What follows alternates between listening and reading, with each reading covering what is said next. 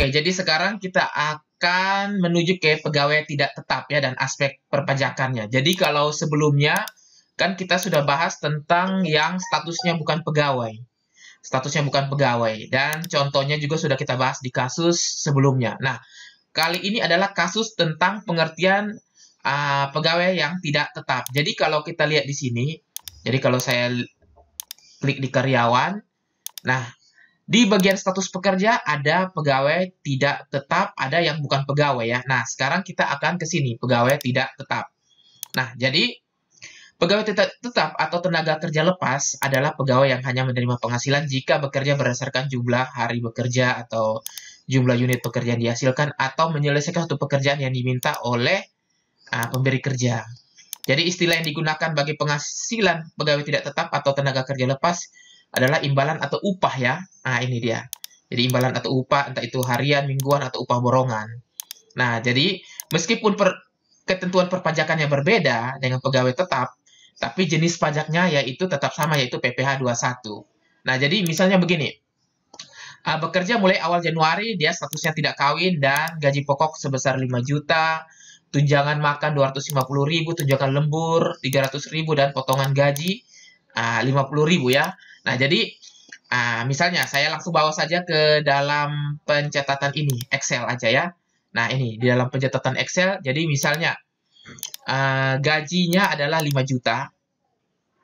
Kemudian tunjangan makan 250.000, tunjangan lembur 300.000, dan ada potongan gaji.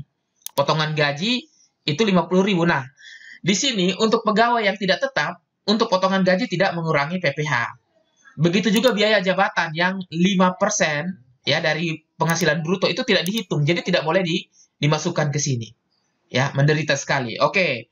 Jadi untuk selanjutnya tetap dihitung untuk PTKP dan tarif progresifnya itu tetap dihitung. Jadi kalau seperti di kasus ini ya, seperti di kasus ini maka PPh yang dia hasilkan adalah 52.500 ya, bekerja sejak awal Januari, 52.500.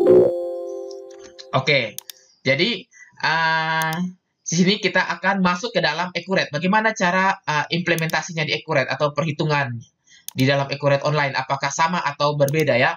Oke, sekarang saya akan masuk di dalam Accurate.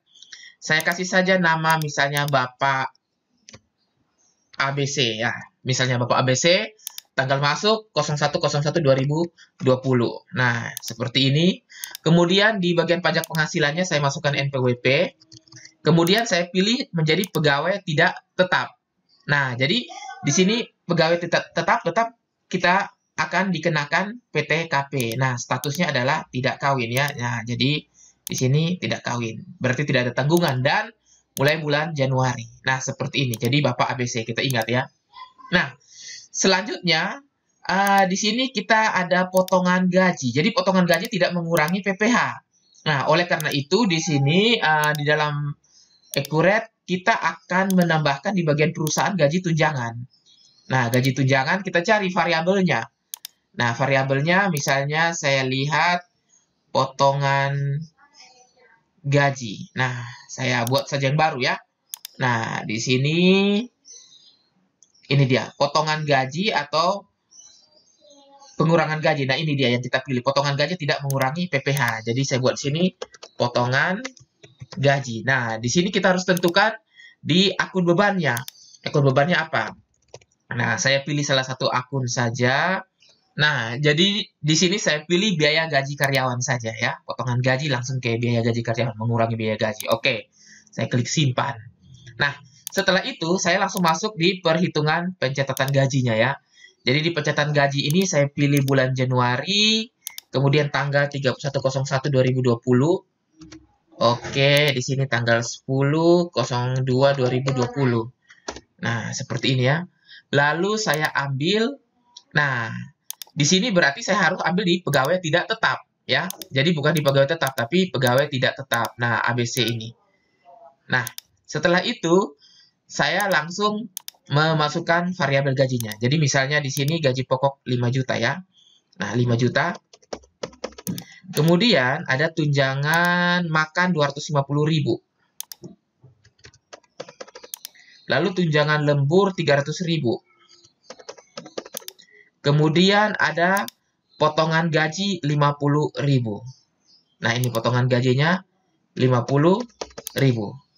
Nah, kita lihat ya, pajak penghasilannya adalah 52.500 dan gaji yang dibayarkan 5.447.500. Oke, kita lihat di perhitungan Excel kita ya. Nah, jadi perhitungan Excel kita, gaji yang PPh yang dikenakan adalah 52.500. Ya, tepat ya. 52.500 dan gaji yang dibayarkan 5.447.500. Oke, kita lihat di sini ya, saya buat formula yang benar.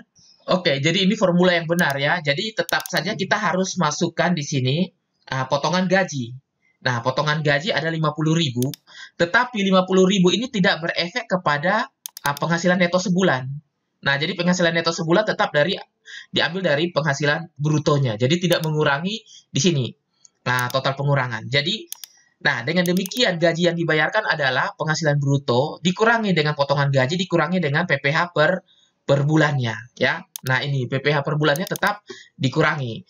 Jadi PPh per bulannya 52.500 dan gaji yang dibayarkan 5.447.500. Jadi di sini perhitungannya yang membedakan dengan pegawai tetap di mana penghasilan neto sebulan tidak berkurang atau tidak dikurangi dengan total pengurangan yang 50.000 ini ya. Kalau untuk pegawai tetap bisa dikurangi. Nah, seperti itu. Jadi dengan demikian inilah aspek PPh 21 dari pegawai tidak tetapnya. Jadi sama ya perhitungan antara perhitungan PPh 21 yang manual dengan perhitungan PPh 21 secara otomatis dari Accurate. Nah, di sini bukti potongnya juga sudah ada otomatis atau kita mau masukin secara manual bukti potongnya ini juga bisa ya.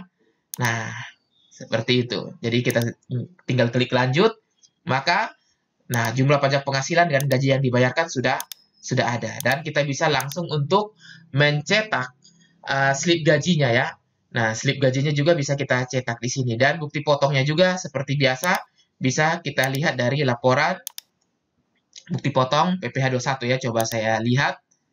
Oh, maaf, ternyata bukan di sini, jadi saya tutup saja. Jadi di bagian formulir 1721 yang 6. Jadi di masa Januari, dan kita cetak formulirnya. Nah, ini dia ya.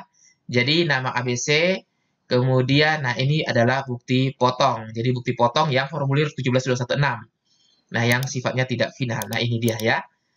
Oke, jadi dengan demikian kita sudah jelas ya bagaimana untuk contoh kasus pegawai tidak tetap ini ya.